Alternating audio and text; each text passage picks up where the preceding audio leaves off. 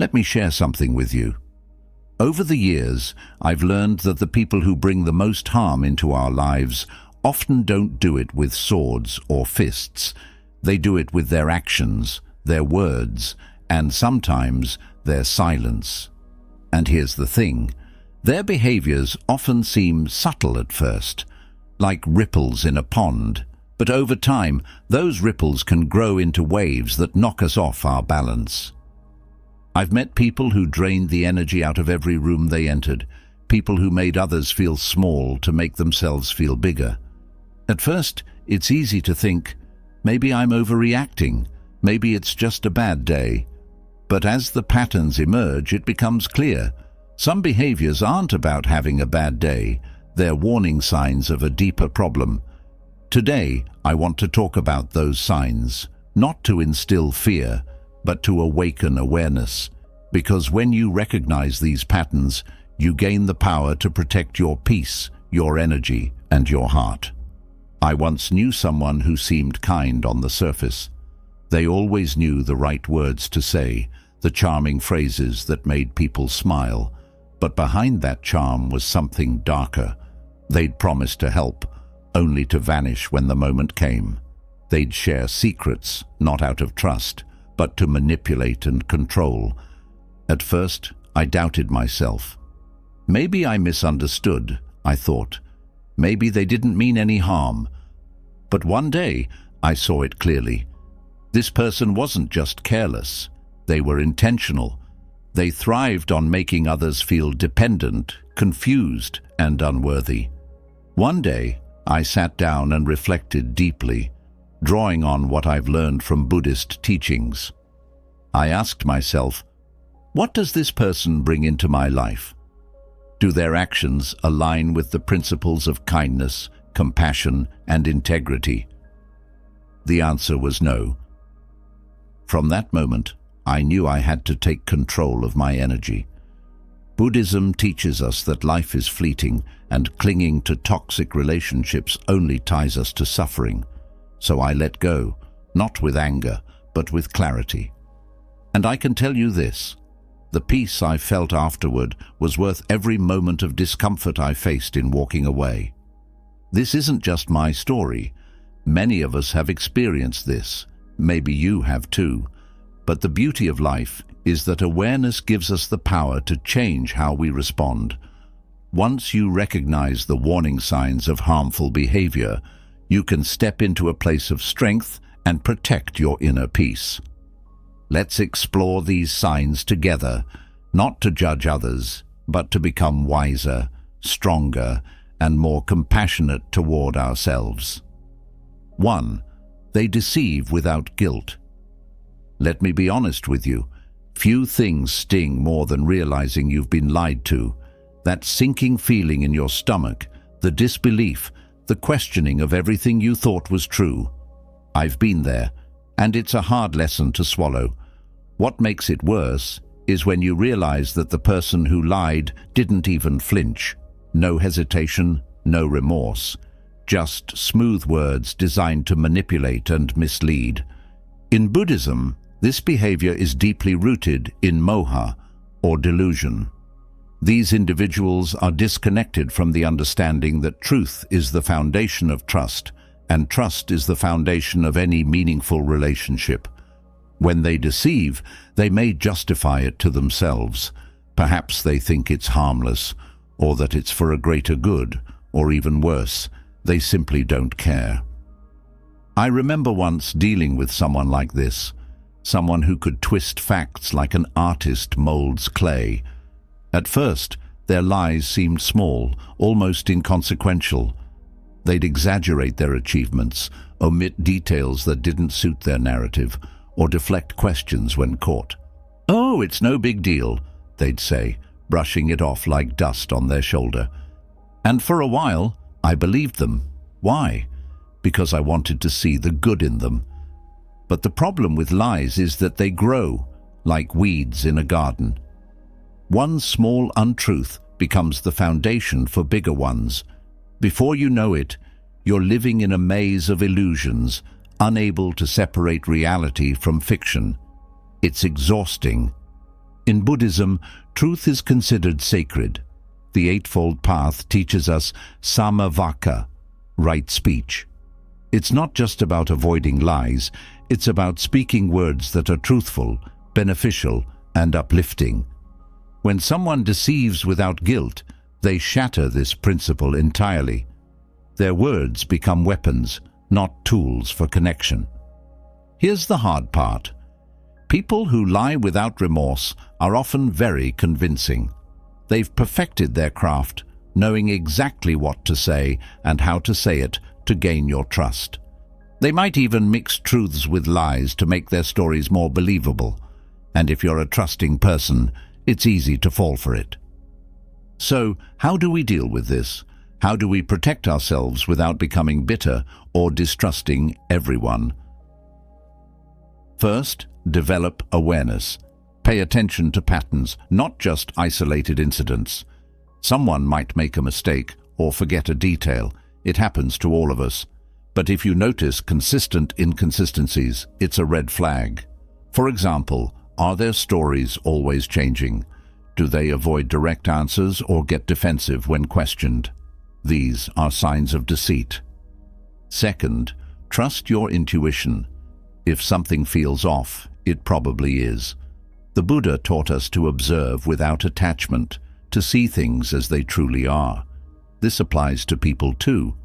Instead of making excuses for someone's behavior, take a step back and assess their actions objectively. Third, set boundaries. This is where many of us struggle, myself included. It's hard to distance yourself from someone, especially if they're close to you. But boundaries aren't about punishment, they're about protection. You're not being unkind by refusing to tolerate dishonesty. You're being compassionate toward yourself. Lastly, forgive, but don't forget. Forgiveness in Buddhism isn't about condoning someone's actions. It's about freeing yourself from the burden of resentment. If someone has lied to you, let go of the anger and focus on moving forward. But remember the lesson. If they've shown you who they are, believe them. When you encounter someone who deceives without guilt, you're not just dealing with their lies, you're dealing with the consequences of their ignorance and lack of self-awareness. You can't change them, but you can change how you respond. Choose truth, choose clarity, and above all, choose peace. 2. They exploit others for personal gain. Exploitation is one of the most damaging behaviors a person can exhibit. It's the act of taking advantage of someone's kindness, trust, or vulnerability for selfish reasons. And let me tell you, nothing leaves a deeper scar than realizing you were nothing more than a stepping stone to someone else's goals. I've seen this happen more times than I'd like to admit. People who appear friendly and supportive only to show their true colors when the opportunity arises.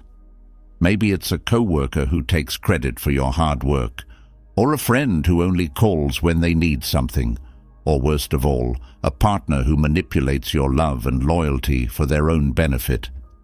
In Buddhism, this behavior is tied to lobha, greed.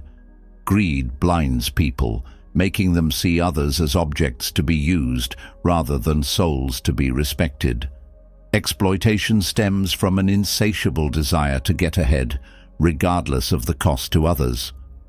What's even more heartbreaking is that exploiters often target those with the kindest hearts. Why? Because kindness is easy to take advantage of.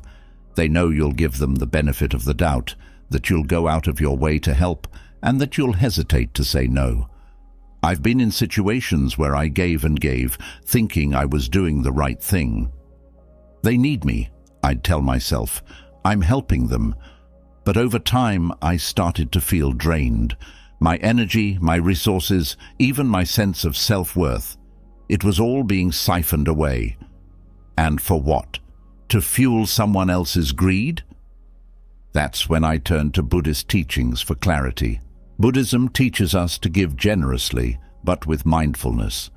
There's a difference between dana, generosity, and enabling exploitation. True generosity uplifts both the giver and the receiver. Exploitation, on the other hand, creates imbalance and suffering. If you're dealing with someone who exploits others, the first step is to recognize the signs. Do they take more than they give? Do they only show up when they need something? Do they manipulate situations to their advantage? If the answer is yes, it's time to reassess the relationship. Next, learn to say no. This was one of the hardest lessons for me, and I know it's not easy. Saying no feels uncomfortable, especially if you're a compassionate person. But remember, saying no to exploitation is saying yes to your own well-being. Buddhism also teaches us to practice upekkha, equanimity. This means maintaining balance and not allowing someone's behavior to disturb your inner peace. When you recognize exploitation, address it calmly and firmly. Don't let their actions control your emotions or dictate your worth. Lastly, reflect on your own intentions. Are you giving out of genuine kindness or out of a desire for approval? Are you allowing exploitation because you fear conflict or rejection? These are tough questions, but they're essential for growth. Exploitation thrives on silence and ignorance. By speaking up, setting boundaries, and staying true to Buddhist principles, you can break the cycle.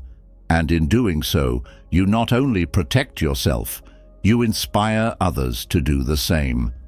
Remember, you are not a resource to be drained. You are a being of infinite worth, deserving of relationships built on mutual respect and compassion.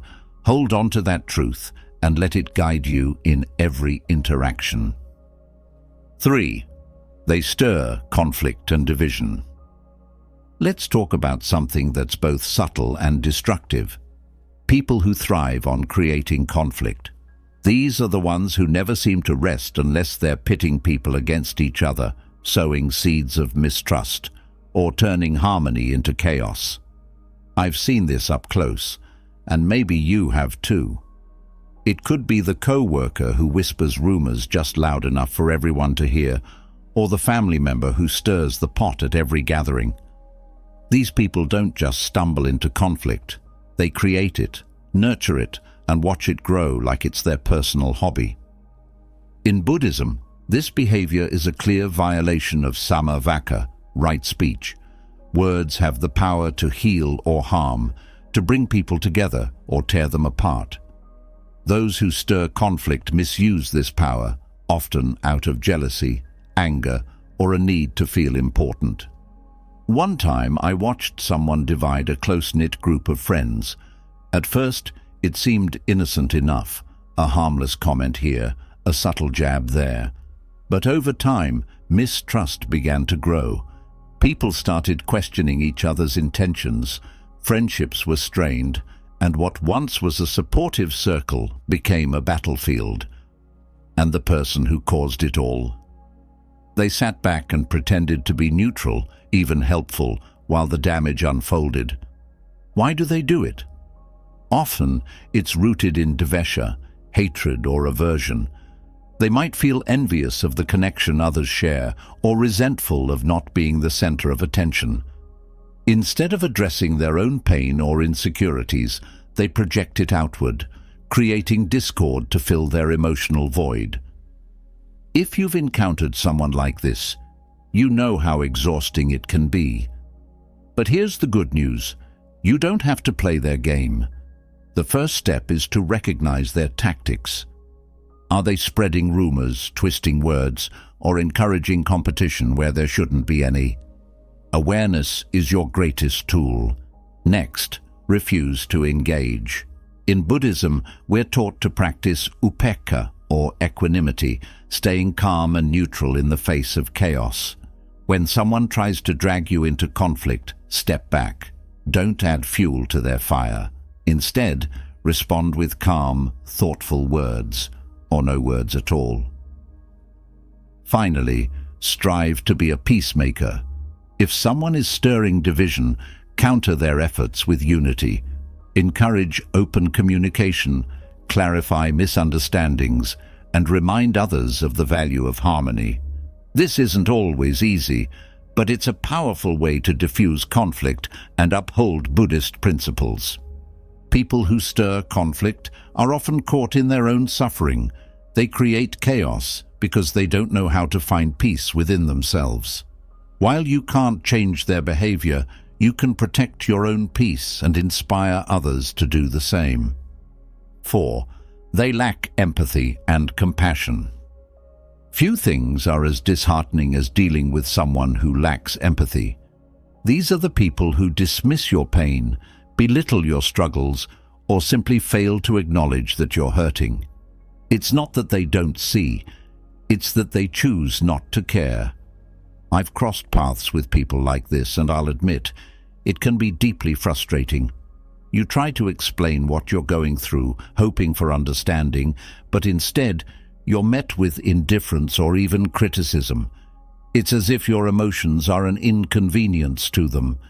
In Buddhism, empathy and compassion are cornerstones of a meaningful life. Karuna, compassion, is the practice of feeling and acting upon the suffering of others, while metta, loving kindness, is about wishing well for all beings.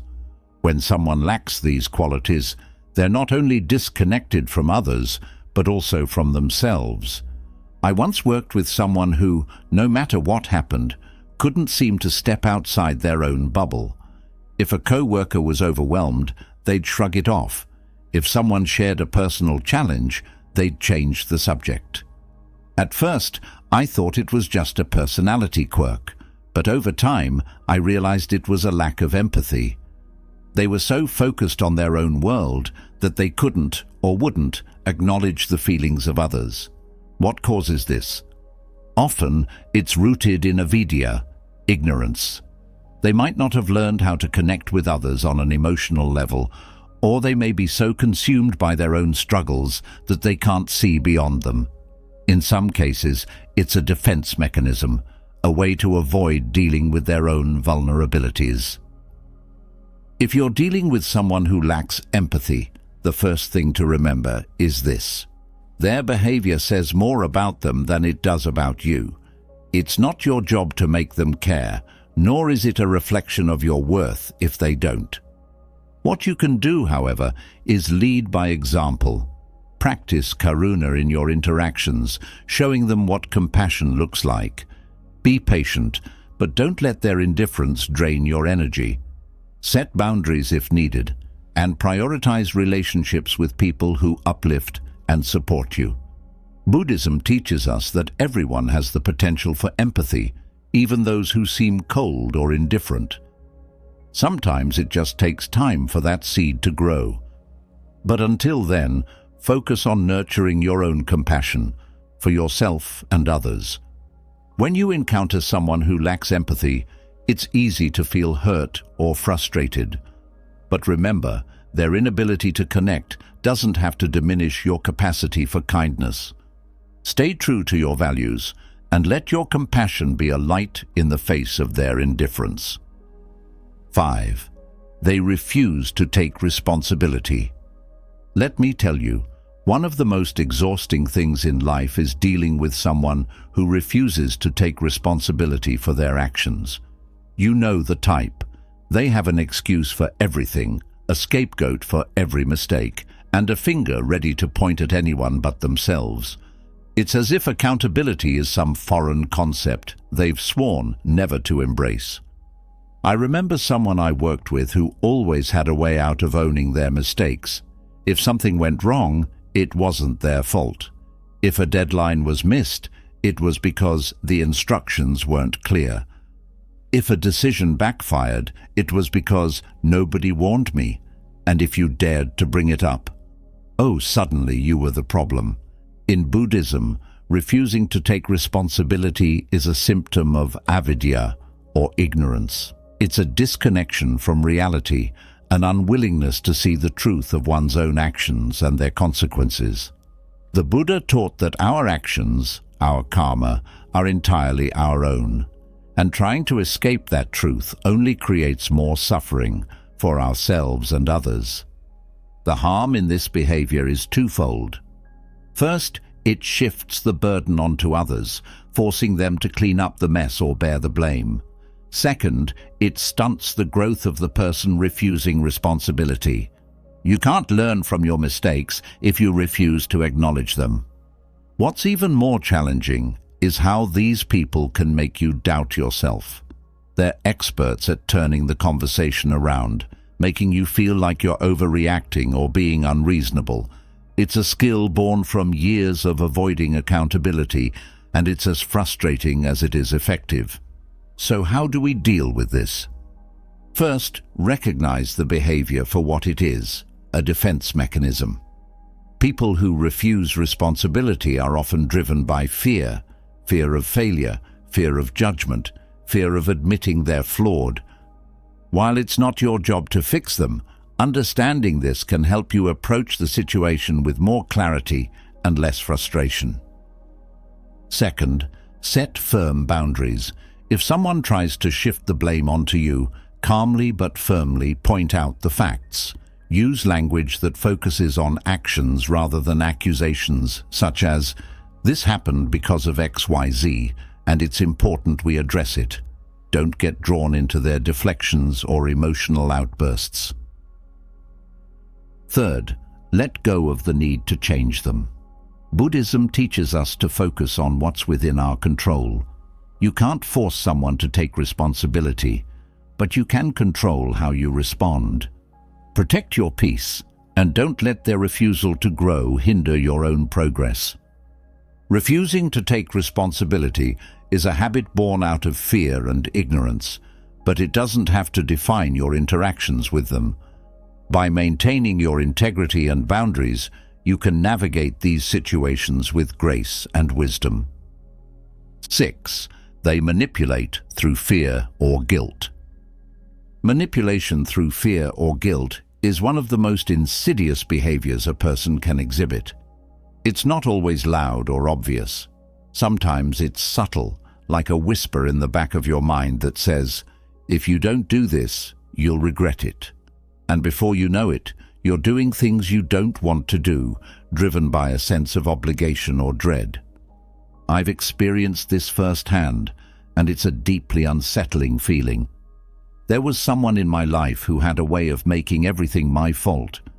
If I didn't help them, they'd remind me of how much they'd done for me in the past. If I tried to set a boundary, they'd act hurt, saying things like, "I guess I just can't count on you anymore." The guilt was overwhelming. Buddhism teaches us that manipulation stems from lobha, greed, and dvesha, aversion. These individuals crave control and will use whatever means necessary to achieve it. Fear and guilt are their tools of choice because they strike at our most vulnerable emotions, making us doubt ourselves and our choices. The harm in this behavior is profound. It erodes your sense of self-worth, making you feel like you're constantly in debt to someone who only takes.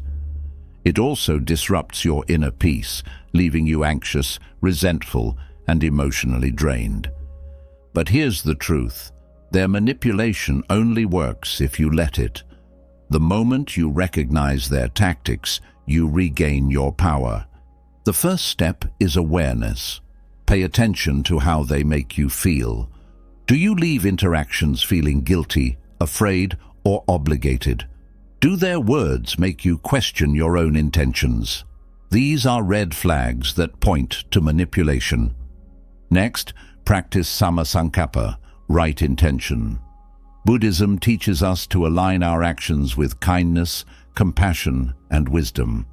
When someone tries to manipulate you, ask yourself, is this action coming from a place of genuine care, or is it driven by fear or guilt? Trust your instincts and let your intentions guide your response. Setting boundaries is also crucial. Manipulative people will push and push until you say no, and even then, they might not stop. Stand firm in your decisions and don't feel the need to over-explain or justify yourself. A simple, "I understand, but this doesn't work for me," is often enough. Lastly, cultivate compassion. for yourself and for them. This doesn't mean excusing their behavior or letting them off the hook.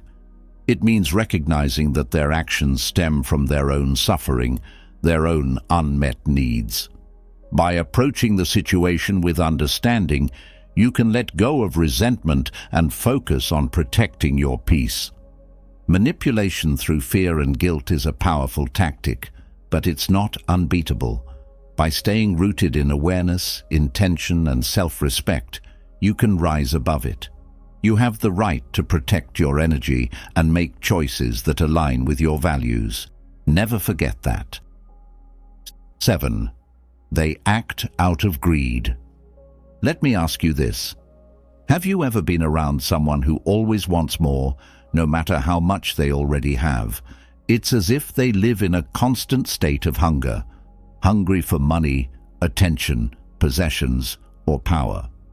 And here's the thing, no matter how much they get, it's never enough. I've met people like this, and it's draining. You see them step over others, take more than their share, or exploit opportunities with no regard for the people around them. At first it might seem harmless, maybe even ambitious, but over time the cracks begin to show. Their greed doesn't just affect them, it hurts everyone in their path. In Buddhism, greed is one of the 3 poisons, lobha, alongside hatred and delusion. It's the desire to cling, hoard, and possess, born out of the mistaken belief that external things can bring lasting happiness. But here's the irony. The more greedy people take, the emptier they feel. They're trapped in a cycle of wanting, getting, and wanting again, unable to find peace. I remember someone who was always chasing the next big thing. They'd step on co-workers to get promotions, manipulate friends for connections, and even exploit their own family's goodwill. At first, they seemed successful, even enviable. But beneath the surface there was a deep dissatisfaction, a restlessness that no amount of success or possessions could cure. Why does greed take hold of some people so strongly? It's because they confuse temporary pleasure with true fulfillment. The Buddha taught that clinging to material things or status is like drinking salt water when you're thirsty. It might seem to help at first, but it only makes you thirstier. So how do we deal with people driven by greed? First, recognize their behavior for what it is. Greedy people often disguise their actions as ambition or necessity. But if you pay attention, you'll see the patterns. Do they prioritize their own gain at the expense of others?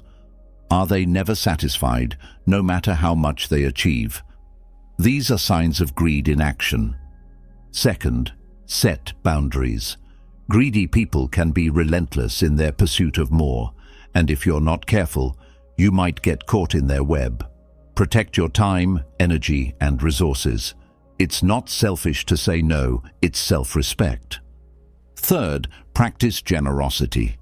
This might seem counterintuitive, but generosity is the antidote to greed.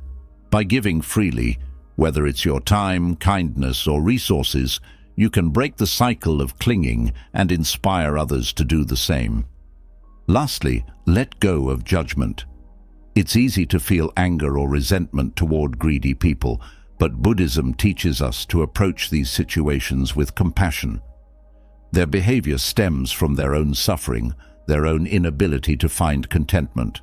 While you can't change them, you can choose to respond with understanding and kindness. Greed is a powerful force, but it doesn't have to control you. By recognizing its signs, setting boundaries, and cultivating generosity, you can protect your peace and inspire others to find a better path. 8. They habitually gossip and slander. Let me tell you something about gossip. It spreads like wildfire, burning bridges, reputations, and trust in its path. And the ones who gossip most often, they're usually the ones who seem the friendliest at first.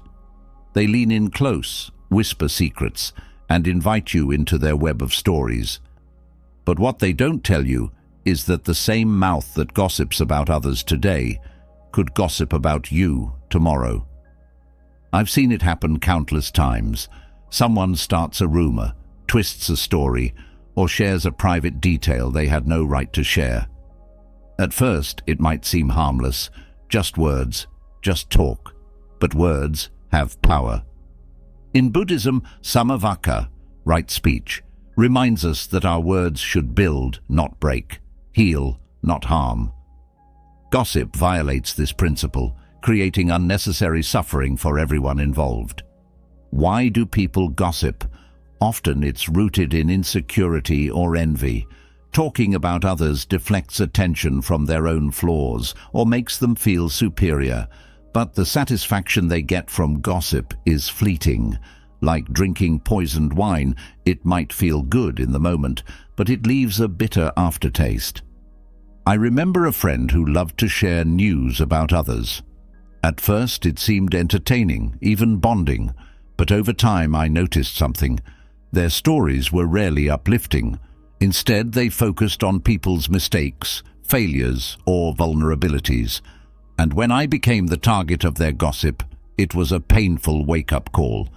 How do we deal with habitual gossipers? First, avoid participating. It can be tempting to listen or even contribute, especially when the gossip feels harmless. But every time you engage, you're fueling the fire.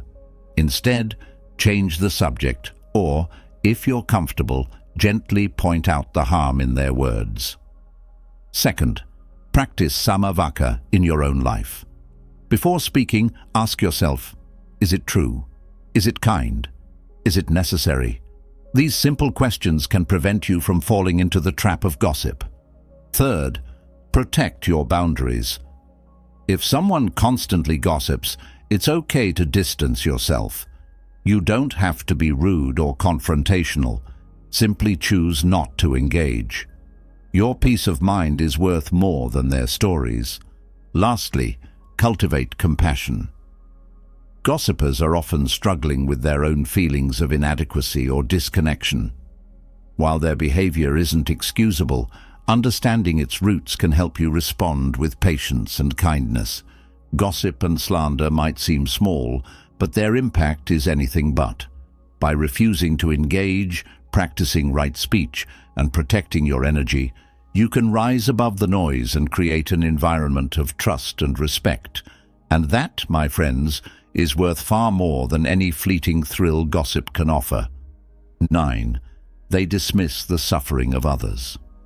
Let's talk about the pain of being ignored in your struggles. Few things cut deeper than opening up about your hardships and having someone brush it aside, as if your pain is insignificant or inconvenient. It's not just their indifference that stings, it's the message behind it. Your suffering doesn't matter. I've seen this happen too often. Someone bares their soul, seeking understanding or support, only to be met with dismissive words like, "It's not that bad," or "You're overreacting." It's as though the person can't or won't hold space for someone else's experience. That kind of coldness can leave a scar, making it harder to open up to others in the future. In Buddhism, this lack of empathy is a profound disconnection from the essence of karuna, compassion. The Buddha taught that all beings experience dukkha or suffering, and that by acknowledging and responding to it, we create a bond that heals both the giver and receiver of compassion. When someone dismisses another's pain, they not only hurt that person, but also miss an opportunity to connect on a deeper, more human level. Sometimes people dismiss suffering because they're afraid of their own vulnerabilities. They may have built walls around their emotions, and seeing someone else's pain threatens to bring those walls down. Others might simply lack the emotional maturity to engage with suffering, or are too consumed by their own problems to notice someone else's. I once confided in someone I trusted during a particularly difficult time. I was grappling with emotions I couldn't quite articulate, and I finally found the courage to share. But instead of support, I was met with indifference. "You'll get over it," they said casually, as if brushing off a trivial inconvenience. That moment left me feeling small and misunderstood. What I learned from that experience is that not everyone is equipped to hold space for your pain, and that's okay. It doesn't mean your suffering isn't valid or that you were wrong to share. It just means you need to seek understanding elsewhere. When faced with this kind of indifference, it's important to recognize their limitations. Not everyone has the capacity for empathy, and expecting it from them often leads to more frustration. It's equally important to find people who do care, those who listen without judgment and offer genuine support. They exist, and they're worth holding on to. At the same time, you have to protect your own peace. Responding with anger or bitterness only perpetuates the cycle of suffering. Instead, respond with kindness, not for their sake, but for yours. Compassion doesn't mean condoning someone's behavior. It means choosing not to let their actions harden your heart. If someone dismisses your pain, take care of yourself. Remind yourself that their reaction doesn't diminish the reality of your experience. You deserve the space to process and heal, whether or not they understand. When people dismiss the suffering of others, they close themselves off from the beauty of human connection. But their indifference doesn't have to define your experience. Stay true to your compassion and seek out the relationships that nurture it. 10. They break promises and betray trust. Trust is one of the most fragile and sacred aspects of any relationship. It's invisible yet deeply felt, and when it's broken, the damage can be profound. A broken promise isn't just an unfulfilled action, it's a betrayal of the bond that holds people together. I've experienced this kind of betrayal more times than I care to admit. There was the friend who swore they'd be there, but disappeared when I needed them most. There was the colleague who promised to support me, only to take credit for my work. And then there was the partner who made vows they had no intention of keeping. Each betrayal left its mark, like a crack in the foundation of trust. In Buddhism, trust aligns closely with sila, or moral discipline. To keep your word is to honor the principle of integrity and respect. Breaking promises violates that principle, and the effects ripple outward, creating pain and disconnection not just in the moment, but for a long time after. Why do people break promises or betray trust? Sometimes it's carelessness. They overpromise, not realizing the weight of their words. Other times it's self-interest, where fulfilling their commitments takes a backseat to their personal desires. In more troubling cases, it's a deeper flaw, a lack of empathy, or an inability to value relationships over their own gain. The hardest part of betrayal isn't just the immediate hurt, it's the lingering doubt it leaves behind. Once trust is broken, it's natural to question everyone else's intentions, even those who've never given you a reason to doubt them. That doubt can be as painful as the betrayal itself. Dealing with broken promises requires clarity and courage. It starts with recognizing patterns. One mistake might be forgivable, but repeated betrayals point to a deeper issue. If someone consistently lets you down, it's a sign that their words hold little weight, and it might be time to re-evaluate the relationship. It's also essential to communicate your feelings. When someone breaks a promise, letting it slide only allows the behavior to continue. Expressing how their actions have hurt you can be uncomfortable, but it's necessary for both growth and healing. Setting boundaries is another vital step. If someone repeatedly betrays your trust, it's okay to distance yourself. This isn't about punishment, it's about protecting your peace and valuing your own integrity. Finally, there's the practice of forgiveness. In Buddhism, forgiveness isn't about condoning someone's actions or pretending the hurt didn't happen.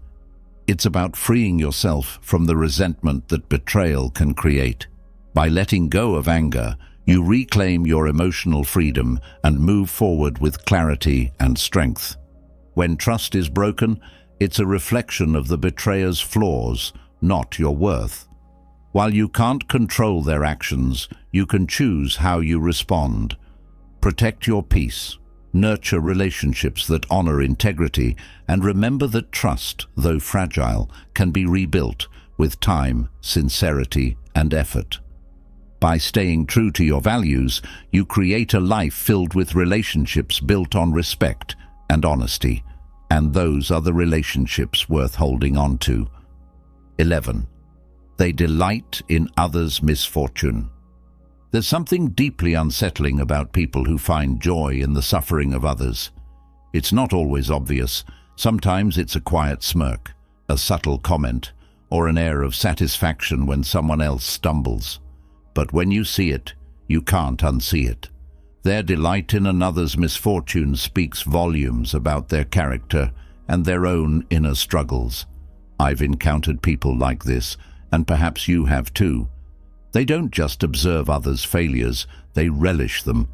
Maybe it's a colleague who secretly enjoys seeing someone else miss a deadline, a friend who takes pleasure in gossiping about another's struggles, or even a family member who seems happier when you're having a hard time. At first, it might seem like petty behavior, but over time, you realize it runs much deeper. In Buddhism, this behavior is the opposite of mudita, or sympathetic joy, the practice of finding happiness in the success and well-being of others. When someone revels in misfortune, it reveals a heart clouded by dvesha, hatred, or lobha, greed. They're so disconnected from their own contentment that they feel the need to tear others down to feel better about themselves. What's tragic about this behavior is that it often comes from a place of deep insecurity. People who delight in misfortune are usually struggling with their own feelings of inadequacy or envy.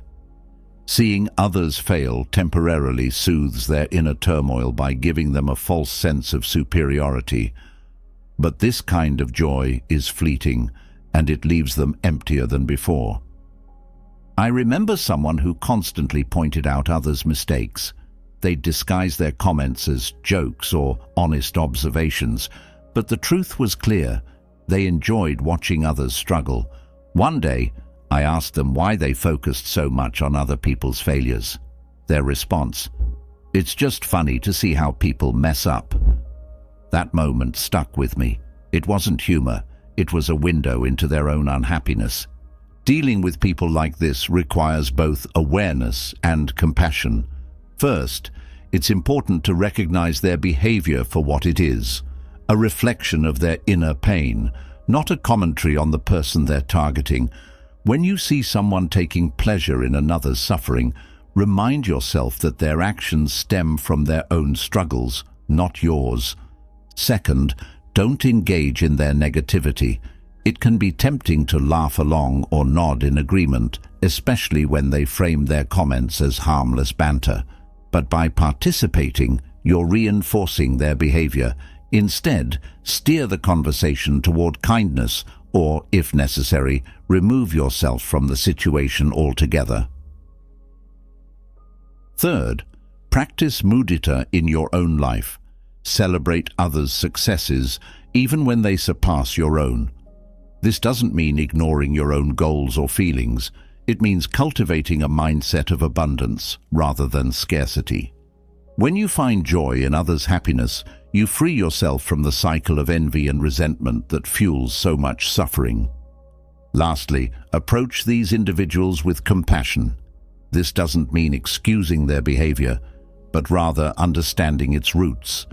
People who delight in misfortune are often deeply unhappy themselves, and while you can't change them, you can choose to respond with patience and kindness.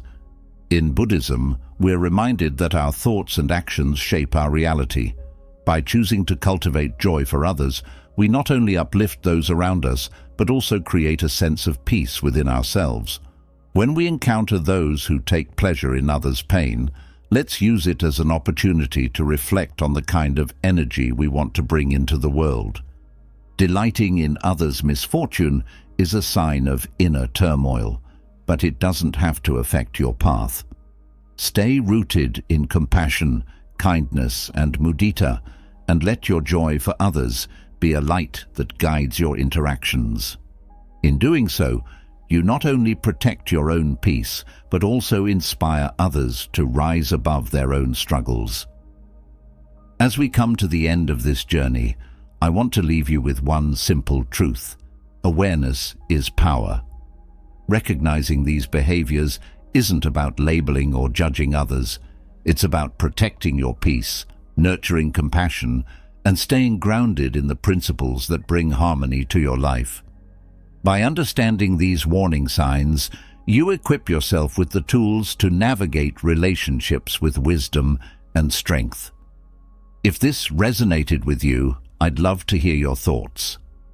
Have you experienced any of these behaviors in your own life? How did you handle it? Share your stories or reflections in the comments below. Your insights could help someone else on their path. And if you found value in this video, don't forget to subscribe to the channel. Together, we can continue exploring the teachings of Buddhism and finding ways to cultivate a life of peace, compassion, and awareness. Thank you for watching, and I'll see you in the next one. Stay mindful.